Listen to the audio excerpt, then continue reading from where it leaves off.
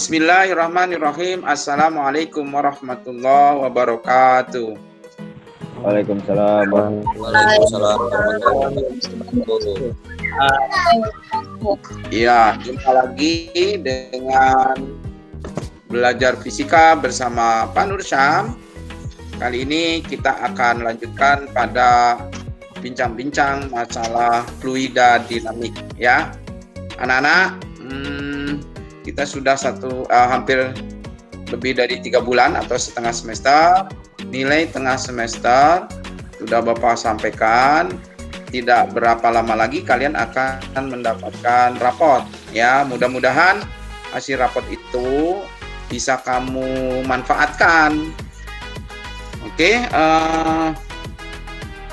ini memiliki kompetensi, pengetahuannya adalah menerapkan prinsip fluida dinamik dalam teknologi. Jadi fluida statik itu fluidanya diem. Jadi misalnya air di kolam, air di gelas gitu ya, itu fluida statik.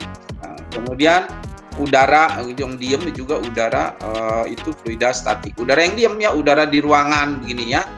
Tapi kalau fluida dinamik, fluidanya yang bergerak. Fluida bergerak. Misalnya apa? Air dalam saluran pipa PDAM misalnya atau pipa PAM ya. Itu fluidanya bergerak. Kemudian udara di sekitar badan pesawat terbang. Pesawat terbang itu kan bergerak cepat. Jadi meskipun sebenarnya udaranya diam, pesawatnya yang bergerak, tapi sebenarnya kalau kita ada di dalam pesawat, nah pesawatnya yang diam. Halo, ngerti nggak nih? Kalau kita ada di dalam pesawat, naik pesawat, udara di dalam pesawat itu diam. Kursi-kursi pada diam. Yang bergerak itu adalah udara di luar. Udara di luar tuh bergerak ke belakang. Nah, itu disebut dengan fluida bergerak, fluida dinamik, ya. Diskusi kita untuk mencapai KD pengetahuan dan keterampilannya membuat dan menguji proyek sederhana yang menerapkan prinsip dinamika fluida. Kita akan 3 kali pertemuan anak-anak ya. Ada azas kontinuitas, ada azas Bernoulli, ada penerapan azas Bernoulli ya. Kelihatan nggak gambarnya? Kelihatan, Pak. Kelihatan, Pak. Kelihatan. Pak, suaranya si Aulia itu ya. Aulia bener ya? Suaranya. Aulia,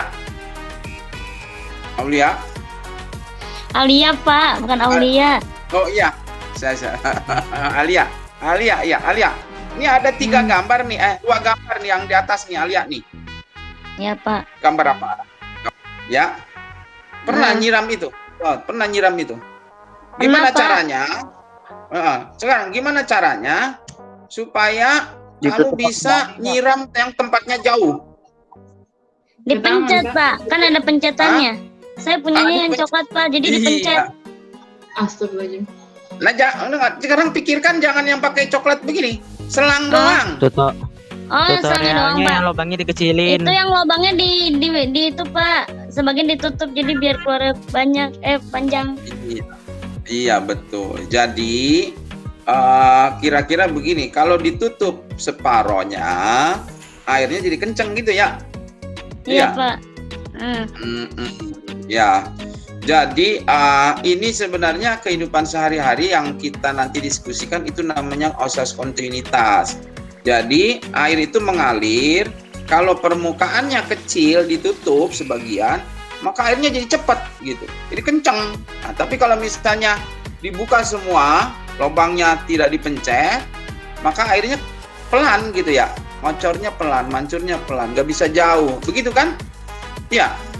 Iya, Pak. Ya, sekarang coba ini kelas 11 MIPA 1 tadi yang sudah gabung, siapa tadi? Kevin. Halo Kevin. Kevin apa Jovan? Iya, Pak. Halo, Pak. Ya. Ada saya. Iya. Coba kamu ceritain ini yang bawah. Ya, yang bawah itu aliran sungai, Pak. Iya, dan sungai. Apa yang kamu lihat aliran sungai? Apa hubungannya dengan yang gambar di atas? Ya, ada nggak sungainya deres. Ya. Lurus nggak itu sungainya? Kayaknya enggak, Pak. Enggak. Apa yang kamu lihat? Apakah ada hubungannya? Kalau ini airnya di selang, ini juga airnya di selang. Nah, sekarang airnya ini di sungai. Ada nggak hubungan tadi yang diceritakan sama Alia dengan yang bawah? Ada itu. Apa? Aliran sungai yang sempit makin deras, Pak. Betul, iya. Soalnya Jadi tadi sungai kalau selangnya dikecilin kan makin deras tuh.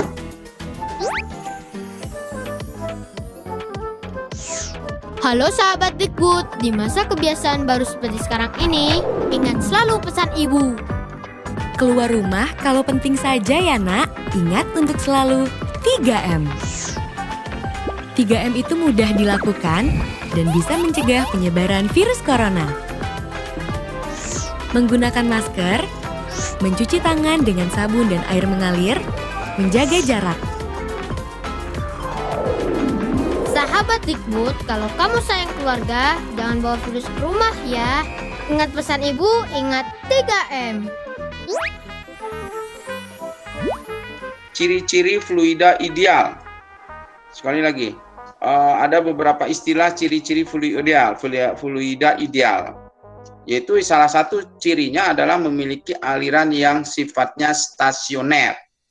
Aliran stasioner itu dia mengalir pada garis alirnya dan tidak pernah berantakan gitu, seperti air yang sesungguhnya. Kalau air sesungguhnya biasanya menjadi berantakan. Nah, seperti di sungai tadi itu, yang dari kiri ke kanan, yang dari kanan ke kiri, yang dari atas terus ke bawah. Nah, itu sebenarnya tidak ideal. Karena aliran air aliran fluida yang berantakan begitu namanya aliran turbulen. Jadi ada aliran stasioner, ada aliran turbulen. Kalau turbulen itu akhirnya jadi muter, jadi berantakan ya. Nah, anak-anak, untuk aliran stasioner berlaku asas kontinuitas ya. Jumlah volume tiap detik yang melewati penampang dimanapun selalu tetap. Selang tadi awalnya besar, terus dipersempit. Kalau ini masuk 1 liter setiap detik, maka yang keluar juga harus 1 liter setiap detik. Karena itu logis. Kalau 1 liter per detik di sini, tapi di sini permukaannya menjadi kecil, harus 1 liter per detik juga, maka kecepatannya menjadi kencang gitu. Karena apa? Setiap detiknya harus memiliki volume yang sama yang mengalir, atau setiap menitnya misalnya ya. Maka ditulis Q itu debit. Disebut debit ya. Nanti kamu ditulis di sini di catatannya Q itu ini namanya artinya debit. Nah, debit itu satuannya debit air ya. Kamu mungkin pernah dengar kalau lagi musim begini hujan, debit air Ciliwung naik kan begitu ya. Nah, debit itu artinya jumlah volume dibagi waktu. Jumlah volume dibagi waktu. Karena volume adalah luas penampang kali panjang dibagi waktu, dan panjang dibagi waktu adalah kecepatan, maka debit itu selain ini rumusnya ini ada 2 ya. Luas penampang kali kecepatan. Ini P-nya kecepatan. Nah, karena jumlah volumenya sama, maka Q yang masuk ke sini, Q di sini gitu. Ya, debit di sini sama dengan debit di sini. Debitnya sama. Dengan demikian, kalau debitnya sama maka berlaku Q1 sama dengan Q2 gitu. Q1 sama dengan Q2. Nah, terus diuraikan. Maka hasilnya Q1-nya A1V1 dan Q2-nya A2V2, maka ketika dibandingkan V1 per V2 sama dengan A2 per A1. Coba dikalikan kan, kalau dikalikan kan kembali lagi ke atas, kalikan silang. V1 A1, V2 A2. Jadi anak-anak, bacanya ini kalau matematik itu menulisnya seperti ini, tapi dalam pemikiran kamu bacanya jangan hanya pengertian matematik, tapi dibacanya begini. Oh, V1 per V2, A-nya A2 per A1. Maksudnya itu dibacanya berbanding terbalik. Ya, artinya apa? Makin besar luas penampang, makin kecil kecepatannya. Itu namanya terbalik. Atau sebaliknya, kalau nampangnya makin kecil, maka kecepatannya makin besar. Jadi kecepatan berbanding terbalik dengan luas penampang. Maka tadi Alia, bagaimana caranya supaya airnya mancer jauh? Maka dipencet. Nah, dipencet itu dalam bahasa fisikanya sebenarnya diperkecil luas permukaan. Jadi yang tadinya gede ditutup sebagian gitu. Diperkecil luas permukaan, maka kecepatannya akan makin besar. Nah, itu terjemahan dari berbanding terbalik.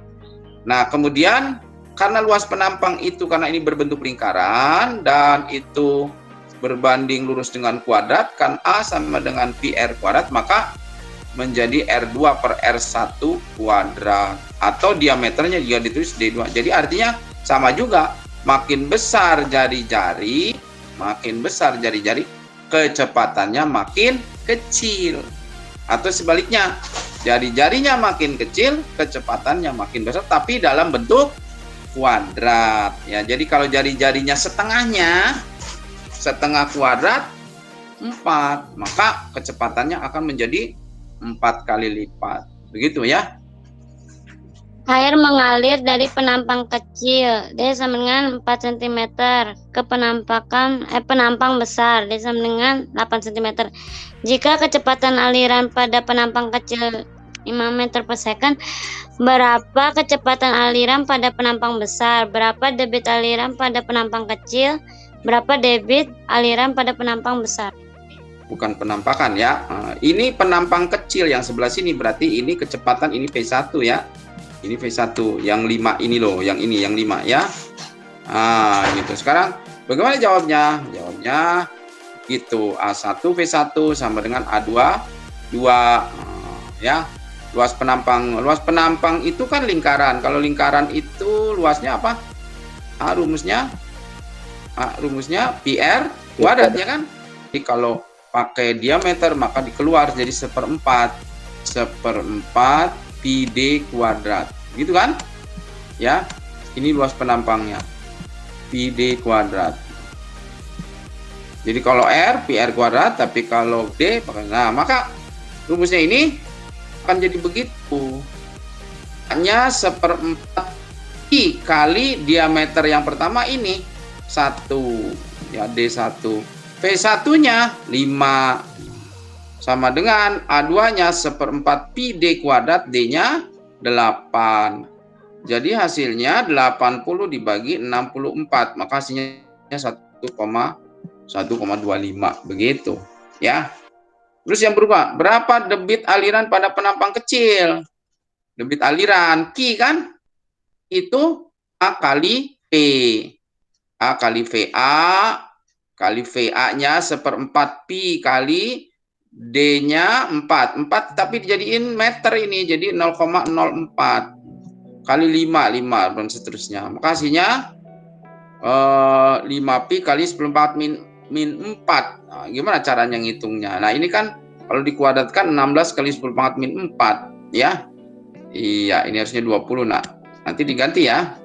20 kali 10/4 min 4 kali 1,25, maka ini juga hasilnya bukan 5 pi tapi 20 kali 10/4. Nanti tolong dibetulkan di buku catatannya. Begitu ya, diuraikan dengan teliti. Tolong bacain. Naila, mana Naila? Halo Naila. Halo. Ya, bacain Nail. Air mengalir sebanyak 30 liter dalam setengah detik keluar dari penampang A. A sama dengan 2 cm kuadrat persegi. Berapa debit aliran melalui penampang besar? A sama dengan 8 cm persegi. Berapa kecepatan aliran pada tiap penampang? Jadi caranya debit itu volume per waktu. Volumenya 30 liter ini volume. Waktunya setengah, jadi 30 dibagi setengah 30 liter per sekon. 30 liter. 1 liter itu 1 meter kubik itu 1000 liter, berarti 60 liter berarti sama dengan 60 dibagi 1000, jadi 0,6 meter kubik per detik. Ya, tadinya liter masalahnya. Lah, kenapa dibagi meter per detik? Karena nanti akan ditanya kecepatan. Kecepatan itu biasanya meter per detik gitu. Maka hasilnya V-nya adalah Q dibagi A. 0,06 dibagi A. A ini yang kecil itu yang ini, yang kedua ini ya. Tuh. Jadi hasilnya 300 meter per sekon. Kemudian berapa untuk yang V1? Berarti ini nyari yang V1. Ini 1, ini juga 1. Ini juga 1 ya. Ini tadi ini 2. Maka hasilnya kemudian V2 yang ini V2 itu kan yang permukaannya besar. Kalau permukaan besar dia hasilnya kecil. Jadi hasilnya 0,06 dibagi 8 kali 10. Hasilnya 75 meter per sekon. Jadi kelihatan itu kan makin kecil makin besar kecepatannya. Sehingga nanti begini anak-anak, ketika kamu mengerjakan menjawab perhitungan ini harus pakai logika. Ini harusnya besar apa kecil ya? Begitu. Kalau penampangnya besar, kecepatannya kecil. Kalau penampangnya kecil, kecepatannya lebih besar. Jadi sebenarnya fluida dinamis cuma ada 2 hukum yang kamu terapkan, yaitu azas kontinuitas, debit selalu tetap, atau kedua adalah azas Bernoulli. Bapak kira itu anak-anak tidak terlalu banyak yang pertemuan hari ini. Ada yang ditanyakan? Pak, itu nanti diupload di YouTube kan, Pak? Ada yang ditanyakan? Untuk catatan. Iya, videonya Bapak upload di YouTube. Iya. Iya. Bapak, saya nanya yang tadi itu kan 2 kali 10 pangkat min 4 itu kan naik 2. Itu 2 persegi kan, jadinya naiknya 4 gitu. 2 cm persegi jadi ke meter Iya, persegi betul. naiknya Betul. Iya. Iya, sentimeter itu 4 min 2 dikuadratin jadi min 4, betul. Ya. Mudah-mudahan kalian dapat ilmu walaupun sedikit hari ini ya. Oke. Ya, Pak. Jangan lupa berdoa untuk bisa menambah kefahaman. Kemudian belajar lagi dan belajar terus ya. Sekali lagi, insya Allah Bapak tidak pernah memberikan tidak pernah memberikan PR banyak, itu soal kerjakan sekian ya, tapi Bapak jelasin, tapi yang dijelasin ini kamu pelajari lagi, diulang seperti itu aja. Nanti tinggal ikut kuisnya. Kuisnya juga boleh buka buku, boleh buka internet ya. Yang penting seperti itu aja. Dalam kondisi seperti ini juga Bapak ikut merasakan kamu jenuh, Bapak juga bosen di rumah terus ya. Oke, kita tutup anak-anak dengan membaca hamdalah. Alhamdulillahirrahmanirrahim. Assalamualaikum warahmatullahi wabarakatuh. Waalaikumsalam warahmatullahi wabarakatuh.